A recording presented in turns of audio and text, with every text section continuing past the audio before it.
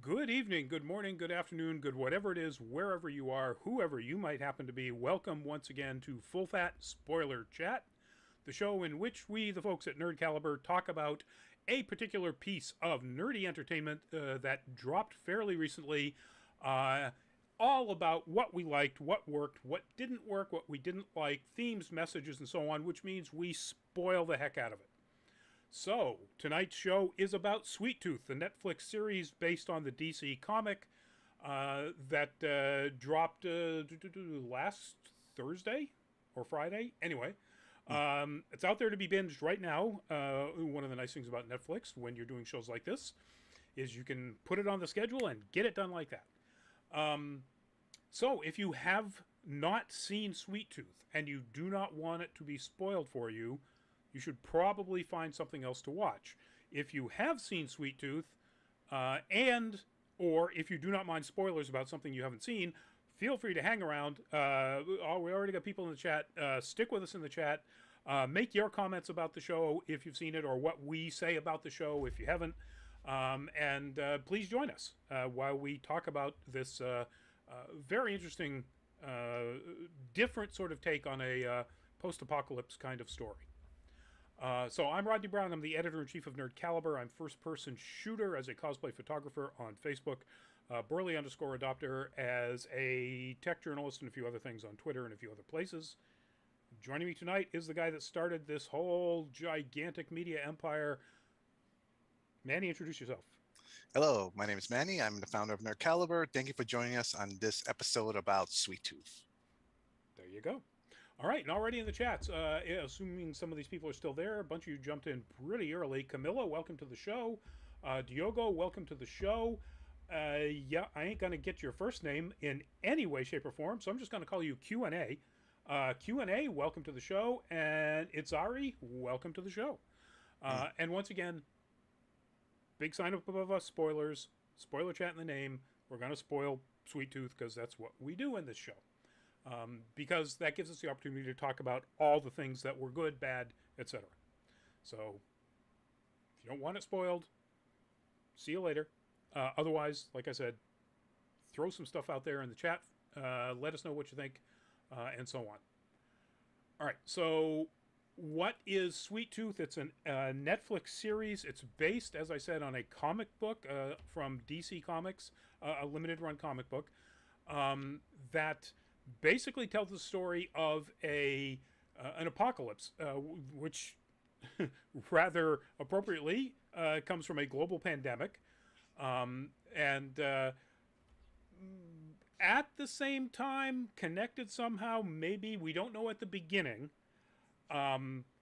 Children that are born at the time that this happens are no longer just human children; they're human-animal hybrids.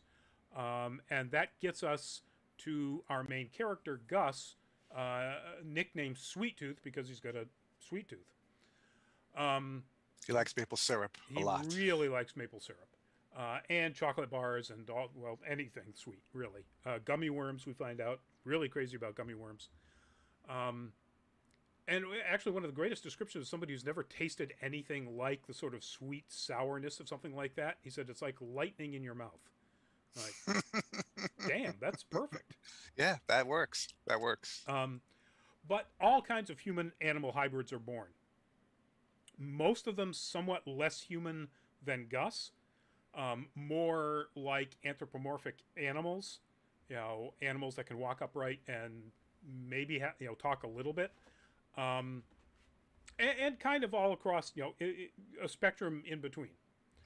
The story starts with Gus as an infant being taken to by his father to a remote cabin way up somewhere in the middle of the Yellowstone, where he can be safe. Yeah. Props to Will Forte. Usually he does comedic roles, and he did. This is a more dramatic role for him, and he did a great job with that. He is amazing, and that's one of the things that I'll get to in my sort of. I'm sure both of us in our positives is cast, but I'll hold off on gushing about that until later. So his dad takes him into Yellowstone, where he can be hidden away because there are people who very quickly put together the appearance of these human animal hybrids, children that are born, and from that point, when the pandemic starts, no human child is ever born, only hybrids.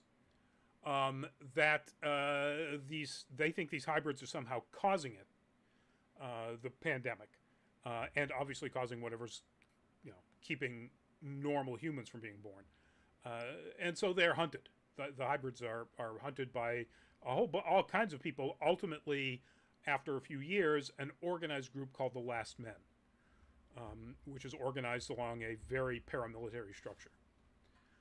And that's it. That's the story of Sweet Tooth eventually leaving Yellowstone to go try to find his mother in somewhere in Colorado. And the journey and the things that happen to him along the way. And as you can see, this happens when he's he's pretty much an infant when he gets there, and it's 10 years later, so he's like 10, 11 maybe. And it's a yeah, a really different take on a post-apocalypse story. And we'll get into some of that too, about things we like and don't like, I'm guessing, or I certainly will. Miguel Angel Machado, welcome to the show. And once again, the same spoiler warning. If you've not seen Sweet Tooth and you don't want it spoiled, this isn't the show for you. But if you have, hang around, and let us know what you like about the show, in addition to the fact that you like us, apparently. So let's start with what we liked. Okay. What worked for you, Manny? What did they try to pull off and succeeded at? What did you like about this show? I liked how real world this felt. I thought they did a good job.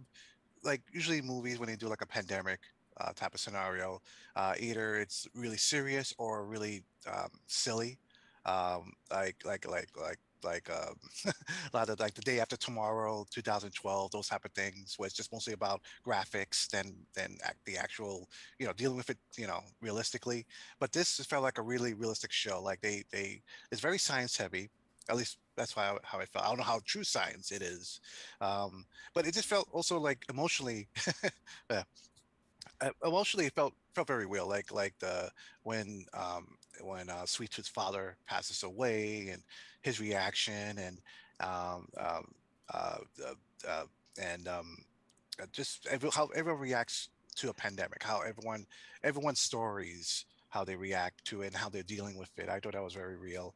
I thought the it's weird. It's like the pacing is very interesting. It's like it feels something's a little slow, and then like gotcha, like something happens and it wakes you up. Um, uh, Mostly there's a lot of great things to like about the show. Again, the acting's great. The cinematography is very good. Again, the pacing is really good. I like it a lot. I like that. I don't mind the slow and quick sudden things. 'Cause that's it's in a way in the movie. This series is kind of like a almost like a horror film for those that are don't know how to deal with a situation like this in this setting. Mm-hmm. Um, so that I mean it's definitely more praise than negatives. Um, any other specifics that you want to call out? Um, um, I'm All right. trying to think Well, if anything you're specific. stuck, Go ahead. let me give you some of mine, and then you All can jump in. So first off, that's a great example right there. But let's do another really great example. Um, right there, and another great example right there. The cinematography is outstanding. It is a beautiful, beautiful show to watch. It doesn't hurt, obviously, that they're putting this. You start in Yellowstone, and then work your way across and down to a fictional town that is or city that's kind of Denver. Well, it's definitely Denver because Red Rocks is right outside of it. Um, uh, you know, uh, and that's your scenery. That's where you go mostly on foot. Um, So it's gorgeous scenery, shot beautifully. Um, Was this actually shot in that location? Because it felt like you know how sometimes when movies go to different locations and they say it is this thing and it's not really is because you know it just you could tell. yeah, Did that feel real to you? it felt real to me. It could have been British Columbia. Um, if you go to the eastern side of the Rockies in British Columbia, you can get very well because it's essentially exactly the same geographic or Mm, biome. You can get something that looks very much like the Rockies, in the United States. Um, so it may have been shot there.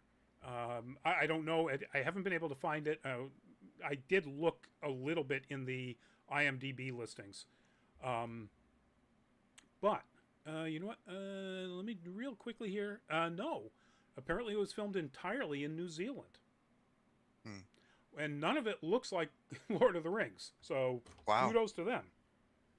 Yeah. Um, Yeah. Again, a good job. It felt like this was in America or near Colorado, yeah. whatever. Yeah. Yeah. They did a great job of. I mean, New Zealand has like almost every kind of biome and geography you can think of, short of straight up deserts. Mm. And then you just jump over to Australia for that. So you can make it kind of look like just about anything if you find the right place. Plus, there's a lot of open emptiness, and that's what you really need if you're doing this, you know, post-apocalypse type of story. Um, yeah, New Zealand. Wow, I'm kind of surprised about that, but it looks gorgeous. It's beautifully shot. It's wonderful.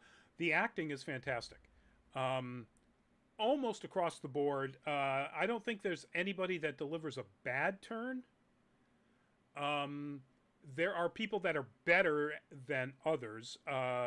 Gus himself, Christian or Christopher, Christian Convery, is fantastic Yeah. as a child actor. Now he's been doing this forever. One of his first roles um, was on the very first season of the series Legion. He played the 4-year-old David Haller.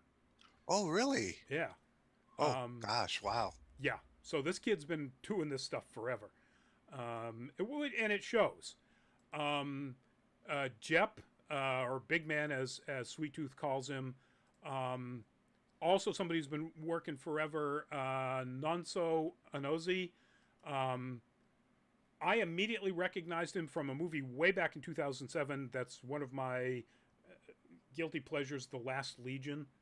Um, Mashes up the very end of the Roman Empire and the last 16-year-old Emperor Romulus Augustus Oh, I haven't seen that. with the Arthurian legend.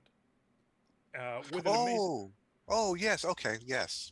Yeah. Colin Firth and Ben Kingsley and so on. Well, anyway, he plays a basically a Roman mercenary soldier, Hmm.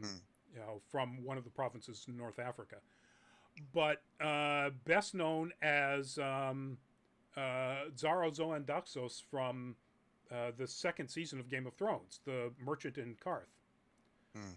and a whole bunch of other stuff. I mean, like the butler in Artemis Fowl, which was unfortunate for him.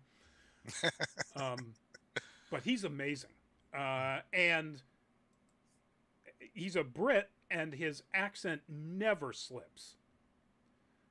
He plays a former Florida State, FSU, one of the big Florida teams, football player, um, former football player, and he hits the Southern accent and keeps it pretty solidly.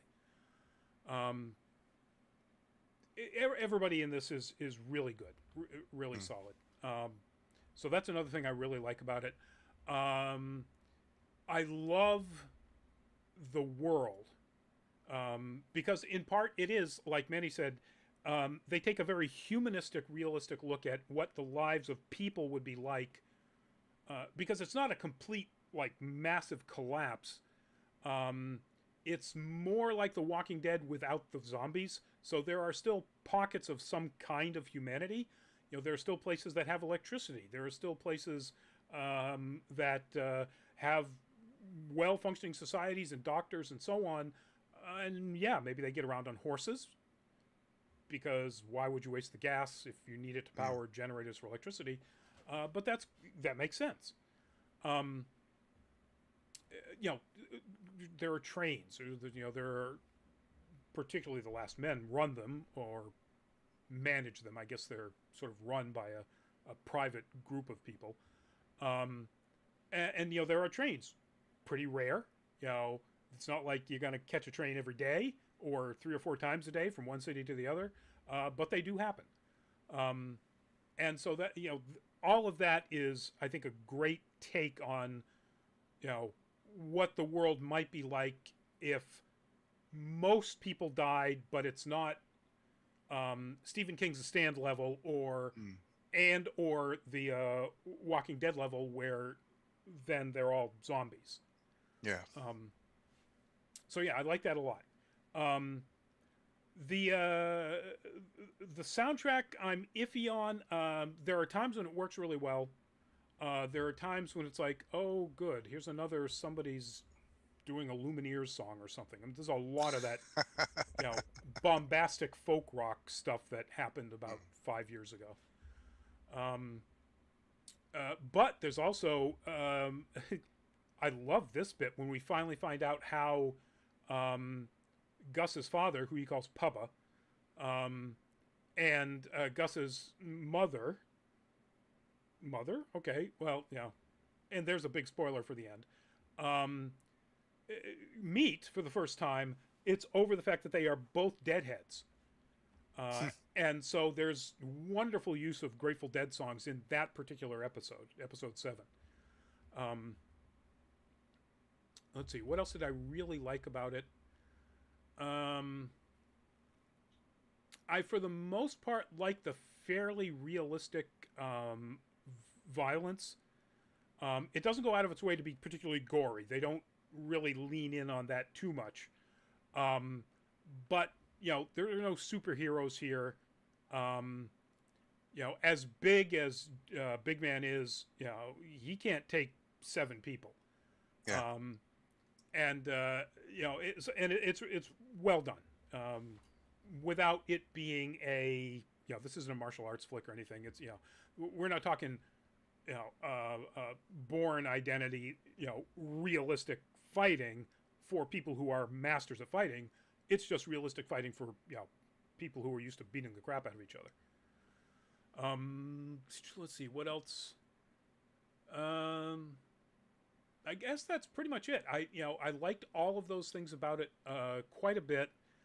Um, I like the secondary characters. I like the Dr. Singh. yep. I thought that his journey was very interesting, where and to where he got to by the end of the season.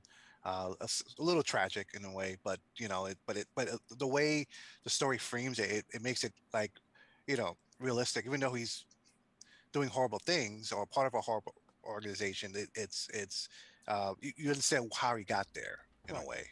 And he is right up until the end, and even at the end, he is a very reluctant.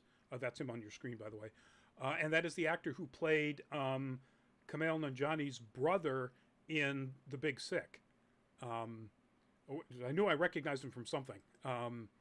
So he's done a bunch of other things as well, of course, but that's the one thing I know him from. And that's mostly the case with most of this cast. They're people who you go, I think I know, and that's it. You have to look them up and go, oh yeah, they were in this. There are no Did you big like stars here. did you like the narrator? Did you like the how the narration went? And at first it drew me off because I kept thinking, John Goodman. Is that the voice of John Goodman? That's what I kept trying to figure out. It But it was actually, actually wow, it does sound like him, doesn't it? No, it's James yeah. Brolin, and no, but I'm going to get into that in our did not likes. Okay. Um, yeah, I agree. The secondary cast, the actor who plays Dr. Singh, the actor who played Birdie, the actress who plays Bear, um, the one in the middle who's the leader, the founder and the leader of the what she calls the Animal Army. Um, human kids who were young enough when the sick happened, that they grew up in very tough situations, but they're obviously normal humans who disagree, you know, violently with the idea that the hybrids are trouble and should be captured, killed, or whatever.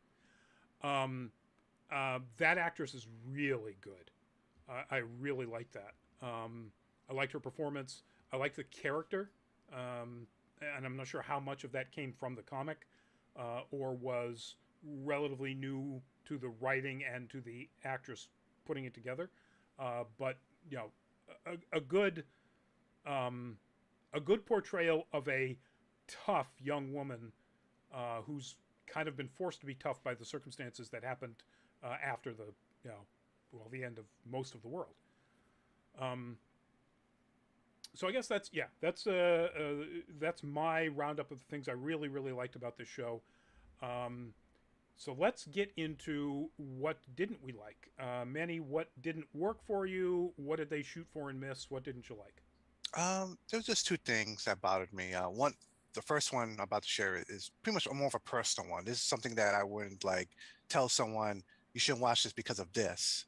Um, just because I had trouble sometimes watching the show only because it again, when I mentioned the realism about it, I mean, we're living right now in a time where we have we just finished going through our own pandemic, and we now have, even though we have vaccines right now, there are still people reluctant to take them. There's this very anti-science thinking, and before the pandemic hit, a real pandemic, when zombie movies, when one person would do something really dumb and get everyone in trouble and mostly killed, I used to laugh that off and like, okay, that would never happen. And then going to this, I say, no, no, not anymore. So with Sweet Tooth, the fact they did such a good job making you feel like you were almost there and watching, seeing everything. It was almost like I was like reliving the lockdown again, and the solitude of it. That so Totally. that was tough at times to watch and just go through. Maybe if this would have come out, before the COVID, or if COVID never happened and I watched this, that wouldn't bother me at all. Yeah.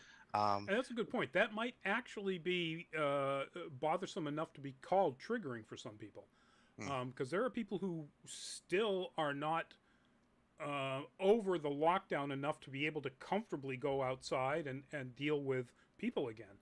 mm, Um, and this could put you right back into that sense that you're alone. mm. Um, yeah, good point. And the second thing, really, I'm not a fan of a season run of a show where everything gets built up to the last episode, but then you have to wait to the next season to see that actually all the adventure seeds and all of that stuff blossom. Yep. Um, so because it always worries me that what happens if they cancel it. I'm getting all hyped up, and I'm ready to go, and nope, not gonna happen. So I'm hoping there's a season two. I haven't heard any news. Have you heard anything I haven't or? yet. I've heard an awful lot of really good reviews. I haven't heard anything about viewership numbers.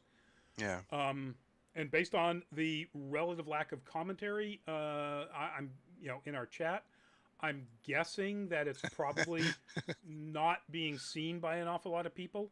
Hmm. Um, which is unfortunate for a couple of a bunch of reasons. One, it's pretty good, and two, yeah, it could wind up just hanging there, and you have to go back and go read the comic, I guess, to find out what Yeah. happens. Oh, one more thing before I forget. Yep. General Abbott, I think that's Yes. his name Yep. is. Um, I'd like to know more about his motivations. He seems just a little too two-dimensional, just a little bit. I Yep. kind of like to know like exactly why he's so um, adamant about his agenda. Right. Um, but Everybody else has given a pretty solid reason as to why they are, you know, um, you know, pro hybrid, anti hybrid, neutral for some reason. Why they're fleeing, whatever they're doing. They're all given very good personal reasons, except Abbott. Abbott is a, you know, fill in the blanks evil guy hmm. But as of besides that, right now. yeah. Probably season two. Hopefully they'll explore that more. But those were the major things I disliked about it. You know, I'm actually going to go back to one another like because I forgot about this. Mm, Because at first it was a dislike mm, until they got to episode 8. Um, and that was the very sort of anime like, oh, okay, this is the episode where we find out about this person's tragic backstory. And if that is just so that we can sort of feel something for the character, okay, I get it. If it if it happens like all the time, and it does happen all the time in the show, it becomes just repetitive. Except in episode 8, when we get to the very final backstory, which is really Bear's backstory, everything connects. And, you know, where you might not have had the very end of a particular backstory, you know, you get, you know, something about Jeopard's backstory that now connects, and then Bear's backstory that now connects. And we didn't even talk about Danny Ramirez's character, Eden. Abigail Eden? No. Anyway. Um, I've got the thing, the oh, IMDb listening. Amy Eden. Amy Eden. Um, and how her story connects, and it's really, I was like, oh, okay. Now, I kind of feel like other people who complained about the structure of the Witcher TV series and how it only all connects until the very end. And this is not as disjointed. I'll give you, you know, that it doesn't bounce around without clarification of where and what's happening. They do tell you when things Yeah. are flashbacks and so on. But I can get why people felt that way, because I kind of felt that way. It's like, not from a confusing standpoint, but from a story structure standpoint, it's like, oh, come on, another flashback? Except for Will Forte and the actor who played Birdie, Amy Seimetz. You know, their flashback, episode 7, give me Will Forte doing drama, always, forever, Mm. just damn. But anyway, so that was kind of a, you know, I really like the fact that they managed to pull that all off at episode 8. Now, so that gets into one of my problems with it. Mm. I didn't like the pacing. Mm. Because, now, I like the pacing within individual episodes. I thought that was pretty good. The up and down of exciting to, you know, to exposition or just character development moments, or even just letting the scenery breathe because it was so gorgeous. I liked. The overall pacing of the series, though, I don't like, because it is rotating build up, like episode to episode, just is circle to circle to circle until they get to episode 8, and then kaboom. Everything, one, blows up and everything comes together.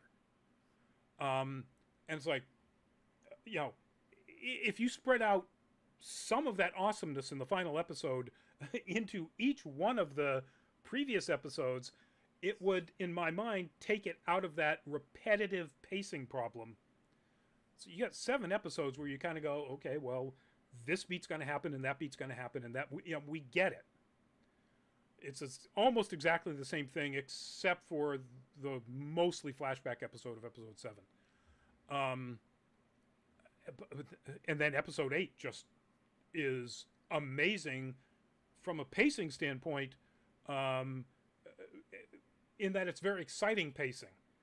There's, well, even the more quiet moments where we finally find out Bear's backstory, you know, it's still wonderfully paced. So that's kind of one of my problems. Is I don't like the overall pacing of all 8 episodes, even though episode to episode it's actually pretty solid. Yeah, I wonder how season 2 is going to be, because without all the backstories kind of slowing it down, I wonder if season 2 is going to be just like straight line of just point A to point B without any stop along the way. I'm just curious of, I don't know, I gotta Well, I mean, we look at the have a few comics. others. We got Abbott's backstory could happen. I mean, Mm, realistically, you're right. He needs motivation. mm, Um, So the only other two big complaints, I got a bunch of little nitpicky stuff, but I always have nitpicky stuff. That's what I do. The only other two big complaints I have are, um, and I just lost the first one that I wanted to get to before I get to the second one. So I'll do the second one. So hopefully that'll remind me of the first one. So the second one is the accents. Very few of these people are American.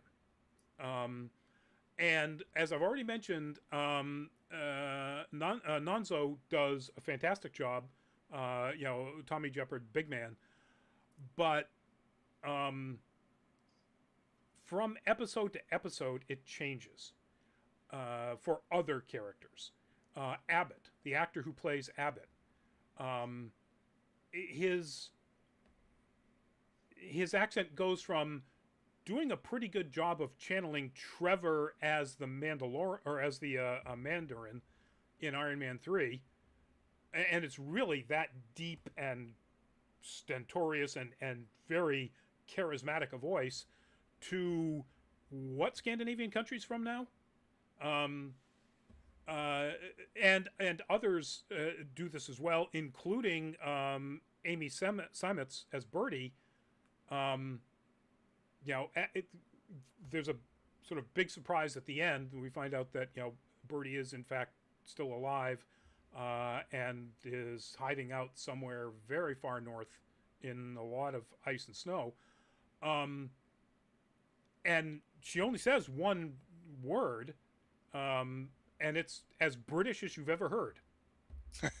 I'm like, okay, she was doing a pretty good job in episode 7.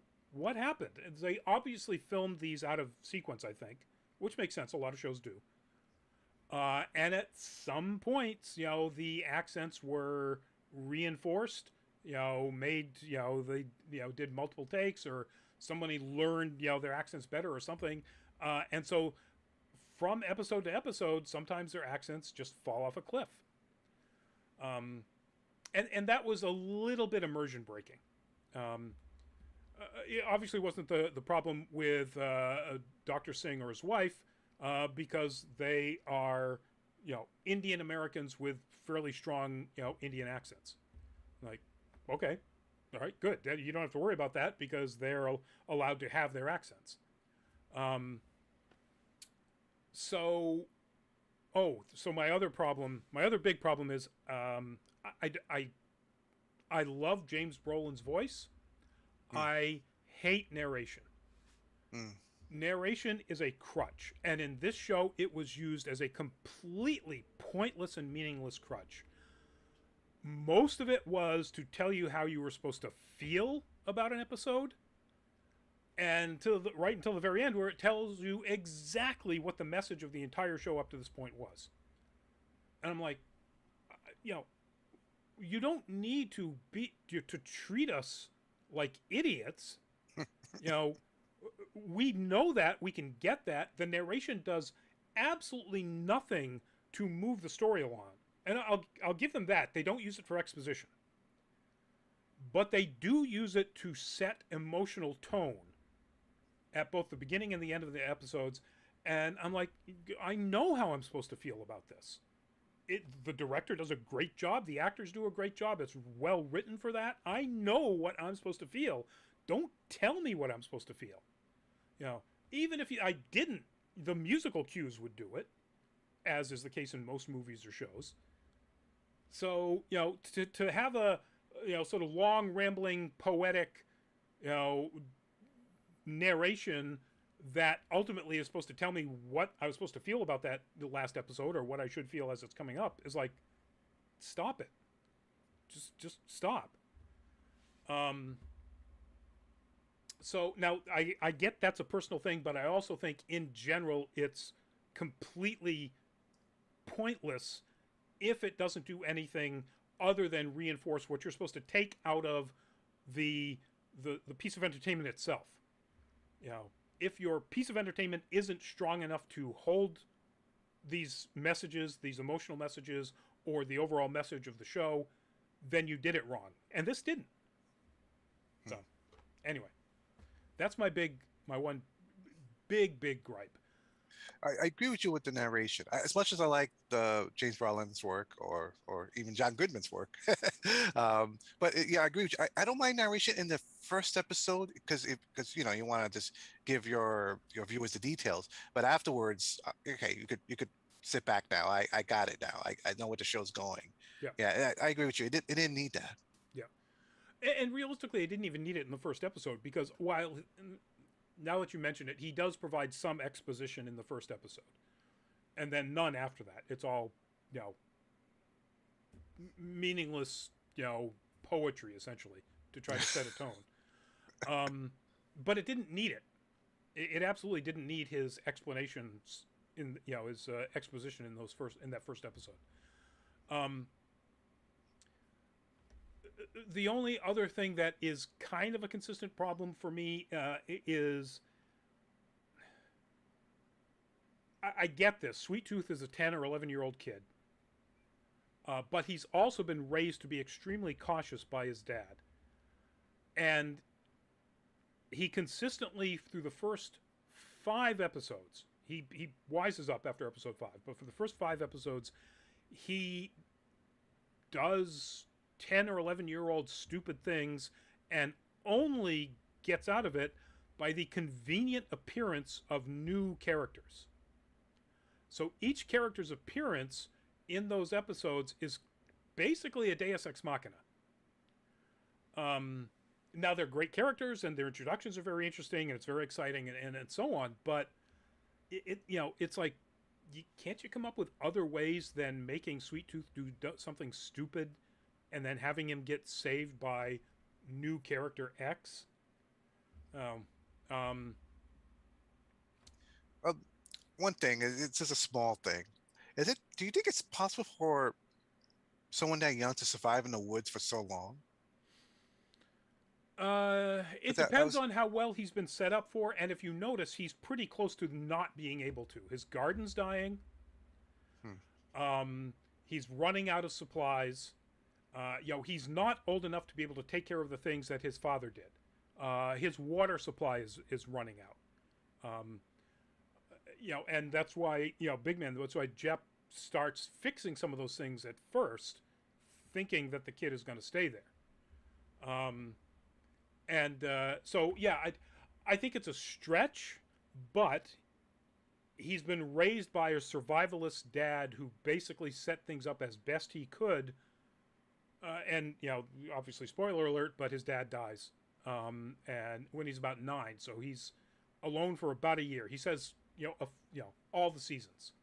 When Bear asked him how long he was alone, and so at the end of that, when Jep first shows up, he's getting close to the end of his rope. When he flips out and starts burning stuff, I thought he was going to burn the whole cabin down, because he was that close to not being able to use any of it anyway. So yeah, I think they're stretching it a little bit, but not so much as they stretch some other things. Again, nitpicky, but the reason why Dr. Singh and his wife get caught by the neighborhood, and they realize that she has the sick, and the fact that she's had it for years, and his treatments are keeping her from getting any worse, means nothing to them. She's got the sick. They need to die. Was because what's her name? The local neighborhood troublemaker gets killed, but gets killed completely accidentally, believably, because it happens right there where the evidence is. She walks too close behind Dr. Singh's horse, and the horse kicks her square in the chest. And they decide to sneak her body into the house and then sneak it to his clinic and put her in a walk-in freezer. As opposed to just going, problem solved, help, help, someone come, my horse just killed whatever her name is. The horse is right there. There's probably a horseshoe imprint on her chest if you took her sweater off. It's he's the doctor. They run up. He's trying to save her. All he's got to do is, it's like, oh my God, her chest is completely crushed. I can't even do CPR. There's no, she's done. I mean, there's no way he could crush her chest like that. Hmm. The fact that that was what they had to write to make the tension of them being caught and almost burned to death is kind of weak.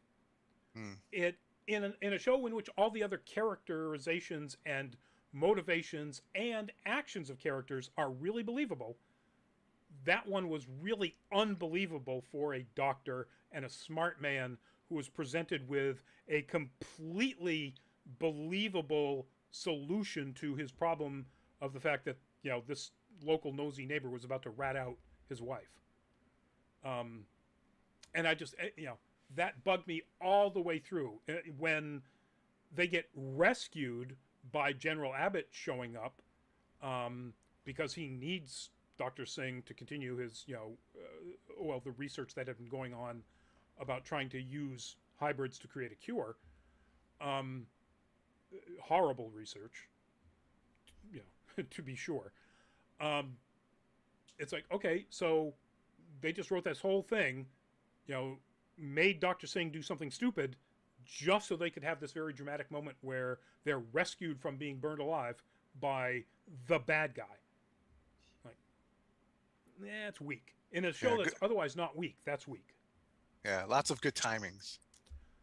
What, like, Bear showing up to save, Jep and Gus. Like, Jep showing up to save Gus. Like, yeah. Lots of really good timing. Mm.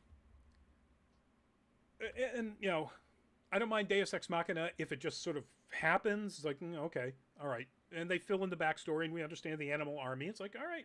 So now we understand that Deus Ex Machina could have actually happened the way it was described. Or the way we got, the way we saw it. Bear and her army could have been made aware of yet another capture and gone to stop it, just like they did. That's not what happened with, the Dr. Singh and the whole, nosy neighbor thing. That was just stupid. So anyway, like I said, there's some dumb nitpicky stuff. That's a dumb nitpicky stuff. Did it get in the way of me enjoying the overall show? No.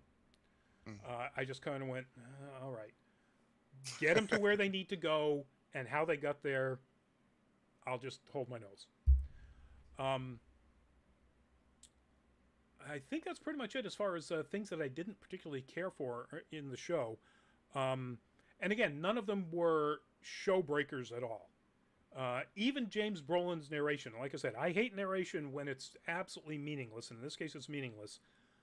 But, he's got one of those voices where it's like, okay, if I've got to listen to meaningless crap, at least it's from somebody who sounds like that. Yeah, agreed. So, messages, themes, tones. Manny, what did this show try to tell us that James Brolin didn't just literally tell us? Well, actually, he did. But anyway. It's, let's see. It's hard to say because again, I feel like the story just really started. Now we're getting a sense of what's going on. But I think we get the sense of that nature will defend itself. If we don't take care of our planet. That's the feeling one of the themes I was getting. The effects of solitude, which we can see in our own lives right now as well. And it was, and I guess it's very similar to a lot of these zombie apocalypse movies where people just do dumb things sometimes, and even if it's like cost of survival, I think sometimes it's just the fact that people don't deal with the trauma of what's going on with present moments. It could just affect them to do very silly things. Yep. Speaking of very silly things, and at first I thought this was very silly, and ultimately became really creepy. When the citizens of Essex and whatever particular neighborhood, Rockridge, which is a great throwback to Blazing Saddles, um, where the doctor lives. When they have to kill somebody who they've discovered is, has the sick and has been hiding it, they wrap them up in a chair in their own living room or kitchen or whatever with great big rolls of saran wrap, and then set their entire house on fire while they're in it, burning them alive, which is pretty creepy. But they sing "Old Lang Syne" as the Mm. people are burning to death. And at first it's like, really? And then the second and then the third time that happens, I'm like, well, okay, now I'm really freaking creeped out by this. So good job on them for sticking to their guns with that. So I think the biggest message, the one that they wanted to hammer over your head for at least this season, and the one that James Brolin slaps you in the face with, is family, however you make it.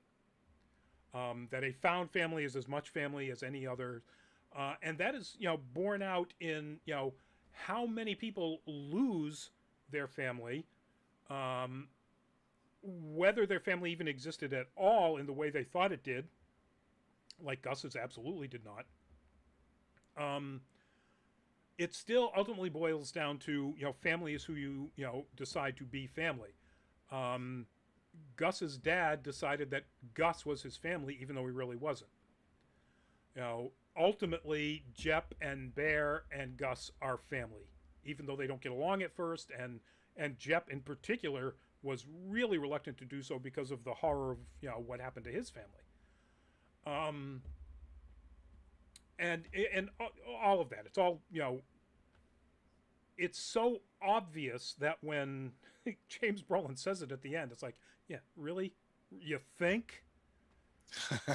Um, but the other thing is, and I'm going to push back a little bit about the idea of nature protecting itself and so on, because ultimately we find out that's not what the human animal hybrids are.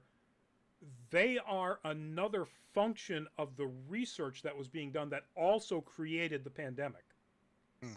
Remember, Birdie, Gus's mom, created Gus and created the I'm assuming it's like a retrovirus thing that she did with this virus she found in the Arctic in an ice core. Um, but not with any specific purpose that we know of. She created Gus, I guess, to see if it could be done. Mm. Um, and we don't know that right now. And again, we may find out, once we find out more of Birdie's story, because we know she's alive. Um, we may find out that, in fact, she really did think that this had to be done to save the planet. In which case, she's the biggest mass murderer that ever existed. But, Mm. that's another thing. And that gives it to the other tone of acceptance. Everybody in this show has done things that are pretty friggin' horrible. They have to survive the situation that they're in. Um, whether it's probably justifiably horrible, Bear and the Animal Army killing all kinds of the Last Men soldiers to save captured hybrids, she's still killing people with families. They're making the wrong call, absolutely, but she's still murdering people who will leave people who care about them behind in pain. Something that she comes to realize eventually. And worse is, of course, Jep, who was a member of the Last Men for a while. Who knows how many hybrids he's captured or killed. Mm. But all of these people are allowed to be redeemed if they want to find that redemption.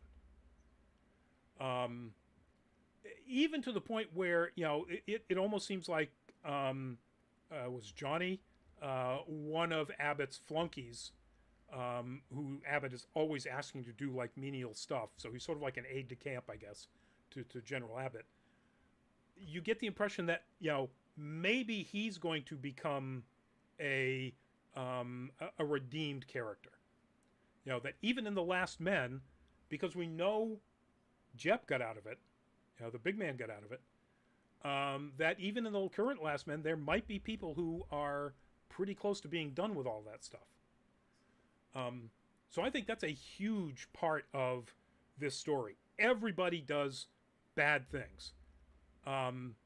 Even Gus comes to realize that when he realizes that his papa, his dad, had been lying to him when he finds out that he is in fact a genetically created being and doesn't really have a father, and kind of has a, well, actually we don't know what human genetic material went into Gus. The assumptions it's his mother, but doing a, what do they call that, a haploid clone, a female to a male is really tough to do. You've already got all the genetic material of a female. It's really tough to make that into a male. So we don't know where his genetic material came from. Oh boy, wouldn't that be interesting if you found out that it was Abbott? That would be an interesting turn. Stay tuned for the next season, folks. But yeah, so I think as strong as the idea of, the Earth is going to, nature's going to try to protect itself, or even stronger is the idea that, people need to be accepting of other people, and people will do bad things, or things that you don't agree with, or straight up bad things, because sometimes that's what they need to do to survive. And you should have the capacity to forgive them. Very tough thing for me to say in the current, political and social climate here in this country, but I get the message. And I think that's primarily it. There's there are other smaller messages and within the show, but as far as the overriding themes and messages, those are the big ones. And I think that's it, folks. That is the show. That is Sweet Tooth. As Manny has said, we don't know yet whether there's going to be a season 2. I think that's really going to depend on how much, what sort of viewership it got. Netflix recently renewed Shadow and Bone, and in doing so, they put out their viewership numbers, which is really rare for them. So it was clearly a monster hit. Yeah. And that means 55 million households around the world having watched something on Netflix is what they consider a monster hit. So it'll be interesting to see if they put out the numbers for Sweet Tooth, how close to that it comes. If they even put out those numbers, and if they renew it for a season 2. It'd be ironic if they had a trouble production, like in the sense of like trying to get seasons out, because if I remember correctly, the comic book version of Sweet Tooth, which is where this is based on, also had trouble making sales. And I think at one point it was canceled, and then they somehow got the funding or the permission to continue and try to finish it. So that'd be interesting to see. Yeah. Yeah, when you've got a limited series like that, it would really suck if they don't allow you to publish the final issues of a limited series, and that would be the same case if we don't get a season 2. I mean, I would assume you could wrap this story up in 2 seasons, or you could keep it going. I'm guessing. I mean, the world is deep enough and well realized enough that there are plenty of things that could continue to happen. But so, folks, next Monday is Anime Octane. It is going to be on the Netflix anime Eden, or animated series, if you're the kind of person who really hates calling anything not in Japan an anime. But it's pretty much an anime. So you got plenty of time. It's Netflix. You can binge it if you like anime. It's getting good reviews. I haven't seen it yet, but I'm looking forward to it this weekend. Nerd Week Live, our nerd news show, is coming up on Tuesday, and there's all kinds of stuff that is news that's dropped already, not counting the Summer Games Fest that was going on today. Was all kinds of game news dropped out of that in anticipation of E3, which will be starting this weekend. So it's probably going to be a pretty busy show on Tuesday. And then next Thursday's full fat spoiler chat is. Oh gosh, Manny, I should have had this up in front of me right now. It is. Full fat spoiler. It is. It's not Loki. No, it's something called Vivo. Um, since I don't even know what that is, will probably change. So Yes. stay tuned for what we're going to be doing for Full Fat Spoiler Chat next week, folks. Um, Manny, why should people go to our Patreon page? If you like this content, if you like us, you like the content that you see at conventions that we do, from photography to video. I know you like our video compilations. I've seen the views on our channel. So if you want to see help us make more of that, please help support us. It means a lot to us. That was the URL right there, folks. That was on your screen for a while. Patreon.com/nerdcaliber. Just a couple of tiers, low dollar amounts. Yeah, just if you want to support us, help us get out to more cons with masks. Um, then please do. We'd love to have you. We'll put your name up at the end of videos, and you'll get famous-ish. Um, oh nope, that's back to that. All right, folks, that's it. Stay safe. Manny, give us a goodbye. All right, take care, everyone. Be safe. Get your shots. I'm done with pandemics, whether it be fictional or in real life. Exactly. Hey, those hybrids are really cute, but if it causes, most of the population of the world to die, let's not do that if it's pretty easy to just get a shot. And it is. And just as an aside, big ups to the administration for committing to 500 million doses of vaccine. Apparently, it's going to be the Pfizer vaccine. It's going to be made all here in the U.S., including a couple of New England states. We're based in New England, Massachusetts, and Connecticut, in addition to a whole bunch of others, to be given to developing countries around the world. So, yay us. And that's it, folks. We'll see you in an upcoming show.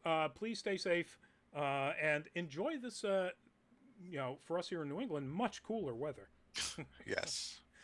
I had an air conditioning unit going for Nerd Week Live 2 days ago. So, thank God I didn't have to